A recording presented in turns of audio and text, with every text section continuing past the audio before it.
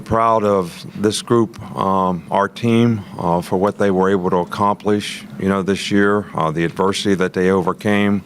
They're really a great bunch of winners. They won going away this year. They came from behind and won. They won close games to have the opportunity to play in this game. And I just feel really poorly that we didn't finish the game better than we did in the fourth quarter, because we played a heck of a game against a heck of a team. For the first 3 quarters of the game. Congratulate Georgia for the job that they did. But nobody can take the SEC championship away from this team, the Cotton Bowl championship, and I'm extremely proud of everything that this team had to overcome to get to this position, to have an opportunity to win the national championship. We just didn't finish the way we needed to finish. Thank you, Coach. We will now transition to questions for our student athletes. Please use the raised hand function and we will get to as many questions as possible. Once you are called on, we will unmute your line to ask your question. We will take our first question from Michael Casagrande.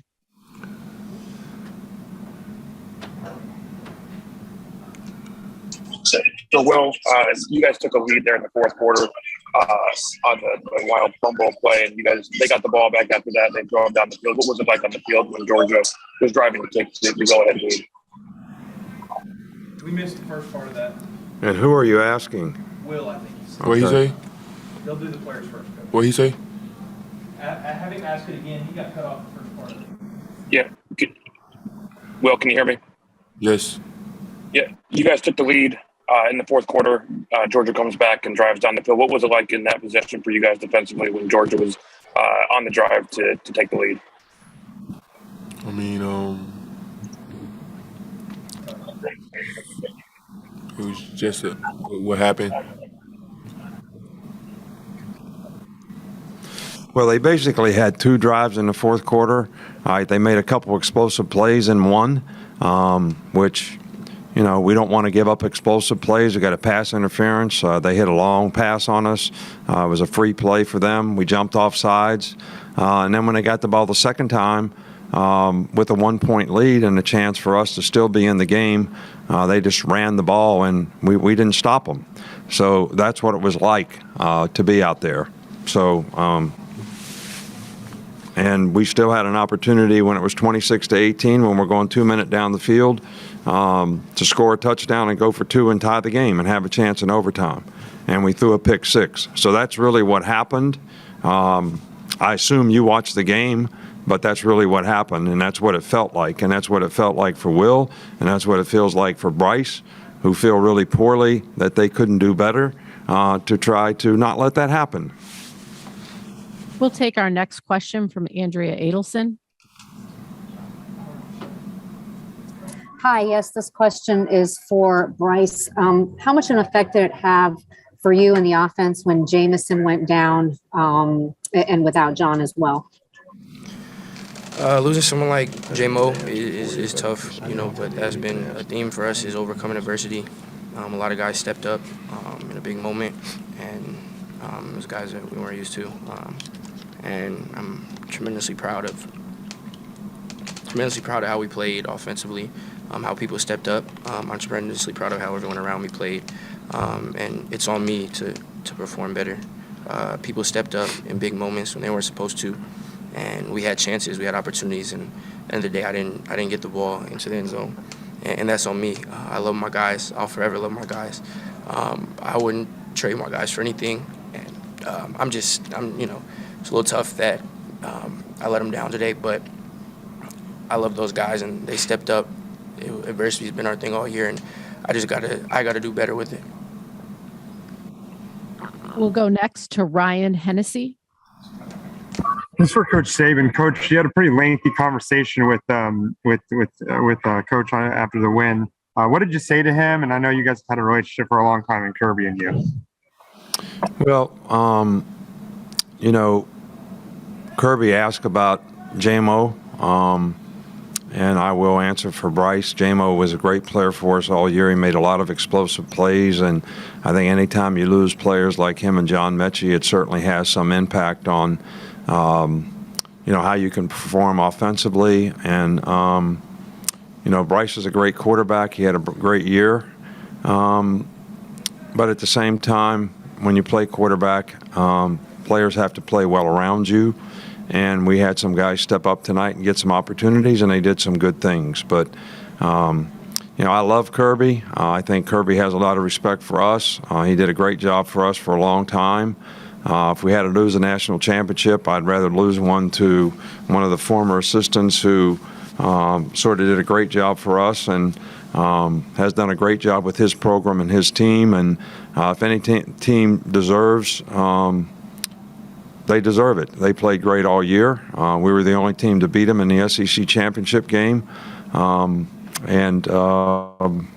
We just couldn't finish the game tonight like we wanted to. So, I think Kirby has done a really, really good job there. I congratulate him on the win. I'm really proud of him, and I'm proud of the way he's been able to coach his team and the consistency that they've played with all year. Again, we are going to take a couple more questions for the two student athletes. So if you'd like to ask a student athlete a question, please keep the raised hand function. And then after that, we will take questions for Coach. We'll go next to Mike Rodak. This is for Bryce. Bryce, you had mentioned that you feel like you let the team down. Just can you elaborate maybe on why you feel that way? We had a lot of opportunities. Moved the ball relatively well. We did some stuff well, and we didn't execute. And at the end of the day, that's on me. For us not finishing drives like we want to, us just not executing. We worked tremendously hard. And for the guys around me, they all work super hard, and I don't feel like they deserve this. So that's something that I have to take for them, and it's just I'm just proud of my guys. Love my guys, everyone on both sides of the ball. I just wish I could have been better for them tonight. We'll go next to Tony Sokolos. Bryce, not to harp on those finishing drives, but what happened on some of the red zone plays in your eyes, and kind of why do you feel like you weren't able to get some of those plays in the end zone? Yeah, just didn't execute. One reason or another, didn't execute, and ball touched my hands every play, and it's my job to put the ball into the end zone, and I wasn't able to do that tonight. So it was different things, but at the end of the day, as a leader, it's on me. So we just weren't able to execute and finish like we wanted to. We're going to take our next question from Nick Kelly. Question for Bryce. Based on how they pressured you last game, what changes did you see, or what kind of things did they continue doing as far as pressuring you? Yeah, they switched some things up. We knew that we might get some different looks. Some looks, it took me a little bit just to get down. The O-line battled and fought all day, all season, and some of that stuff may look like maybe may look interior, may look like scheme, but it's a lot I have to do with that. And I think that there is just they switched up some stuff, had different tendencies, and I have to process that faster. Just make the right play for the team better than I did tonight. So it was they changed some things, and I wasn't able to execute. We'll take our last question for the student athletes from Ken Segura. For both players, the fumble that Georgia had in their end, how much of a momentum change and break did that feel like for you guys at that point? Will, let's start with you, please. It was a good shift of energy for us. It was something we needed to get us going. Overall, I feel like I'm so proud of these guys. I told them before the game and after the game because all season long. We faced so much adversity. You know, so many people doubted us, and like the type of players that we have in the locker room and the type of coaches that we have, and you know, for everybody to keep fighting and never give up. Everybody showed tremendous effort when we was out on the field. Nobody hung their head low. It was the same with the Auburn game in this whole year. You know, everybody's been so positive. You know, it took us a while to get to playing to the Alabama standard, and you know, I think once we reached that and people started playing in there, you know, we really started playing football. And like I said, I'm so proud of these guys. You know, we didn't get the outcome we wanted, but overall, I feel like we had a really good season, and we're just looking forward to getting better this offseason and getting ready for next season. Bryce? Yeah, that was a big momentum shift. The defense fought and battled, played amazing for us the whole night. You know, those are just those a good momentum shift, and we offensively just have to do a better job of capitalizing and carrying that momentum out. So at the time it felt good, but obviously it worked out the same. But to echo off what Will said, I love my guys. I'm proud to call myself a member of this team. I'm proud of, things we did this year. Obviously not the result we want, but I wouldn't trade it for the world. I love everyone in the locker room, and I'm just happy to be part of the team. Bryce and Will, thanks for your time. We'll let you head back to your locker room. I'd like to say something. Can I say something? Absolutely. These two guys that are sitting up here, they're not defined by one game. These guys played great for us all year. They're great competitors. They were great leaders on this team, and they contributed tremendously to the success of this team, and we would not be here without them. All right, and both of them take responsibility for the loss, but both of them contributed in a lot of ways in a positive way to giving us a chance to win and a chance to be here to have an opportunity to win. So I just want to thank them for that and let everybody know how proud I am of these two guys. Thank you, Coach. Thank you very much. We're going to begin our Q&A portion with Coach Saban. Again, please go ahead and use the raise hand function if you have any questions. We're going to go ahead and start with Charlie Potter. Yeah, hey, Coach. You talked about the injury to Jamison. Just how did you think some of the young guys stepped up at receiver, and how much can that help them moving into the next season with this experience? Well, I think it'll help them a lot. I think these kinds of experiences are invaluable in terms of, the thing that's tough about it is we played some guys tonight that didn't get to play much during the season, so they didn't have much experience going in. They had some opportunities and they made some plays, and I'm sure that'll help their confidence, and they'll grow and learn from this, and it'll be a positive experience for them and their development in the future. We'll go next to Tony Sokolos. Nick, you just stopped and kind of made sure that the two players heard what you said, but heading into the offseason, how confident are you that, Bryce Young and Will Anderson are going to be able to bounce back from this just based on what you've seen from them as players? Well, they're great competitors. Great competitors always respond well to adversity. There's nobody that feels worse about losing this game than these two guys. So I know we look at things from our perspective, but internally on a team, these players put a lot of hard work in. They've made a lot of sacrifices to contribute to the team so the team have a chance to have success, to have an opportunity to be here. So there's nobody that feels worse about that than them. And there's nobody that's going to want to do more to try to get better so that they have an opportunity to have success in the future. And I think that's what great character people do. And I think this team demonstrated great character all year long in their ability to overcome a lot of tough things. And these two young men are great competitors, and they'll overcome it very well, I'm sure. We'll go next to Michael Cunningham.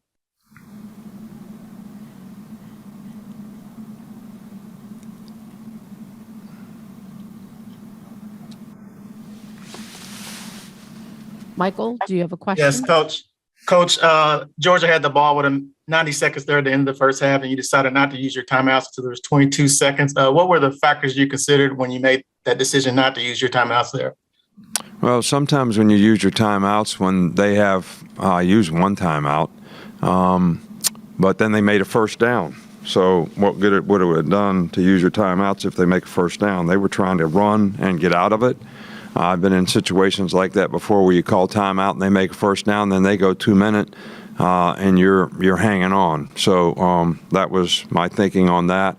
I really don't think it had much of an impact on the outcome of the game, actually. But so we were going to try to make them punt. But when it's first down, second down, if they make a big play, they get field position, they go 2 minute, you just gave them an opportunity to score. So sometimes you got to play defense a little bit too. We'll go next to Andrea Adelson. Nick, I'm wondering if you know yet the severity of Jamison's injury or what exactly it is, and as a follow-up, how much that altered your game plan for the majority of the game. Right. Well, he has a knee injury. We won't know the extent of the knee injury until we get an MRI.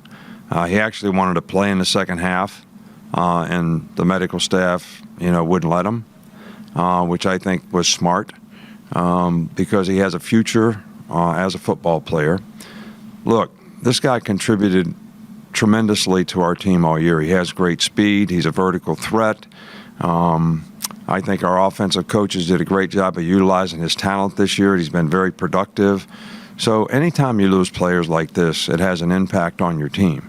It gives other players opportunities, and I'm not disappointed in how they responded to that, but there's no question that you win with great players. You win with great people. And he's been a great person and a great player on our team all year long, so when you take him out of the lineup, it has to have some impact. We have 2 more questions. Our first one we'll take from Haley Sutton.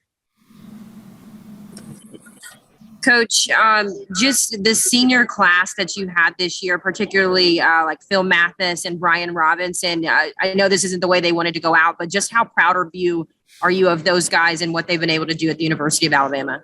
Yeah, those guys have accomplished, a tremendous amount of good things in their career at the University of Alabama, not only in how many games they've won and how productive they've been on the field, but these are fine young men who have really developed nicely from a character and attitude standpoint, and will have I think, a tremendous opportunity to be successful in the future, regardless of what they choose to do.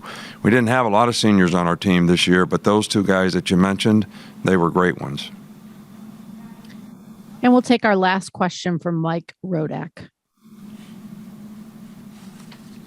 Specific to Agiye Hall, there's obviously a point where he wasn't playing this season, and just what happened over the last couple months that gave you confidence to put him back out in the field? Well, he's really improved in practice in terms of gaining some confidence in what to do, how to do it. And, all players have to make an investment in their development. We have a responsibility and obligation to play the best players, but we also have a responsibility and obligation not to put players on the field who are not going to be productive because they don't know what to do or they're not confident in how to do it. And why it's important to do it that way. So that's all part of a young player's development. And then the last, all these bowl practices, starting with the SEC championship game, Agiye has started to develop confidence, and he's got a lot of ability, and he's started to develop confidence in knowing what to do, knowing how to do it, knowing why it's important to do it that way. And I think the players on the offensive side of the ball started to develop confidence in him as well. So had some opportunities tonight. He made some good plays.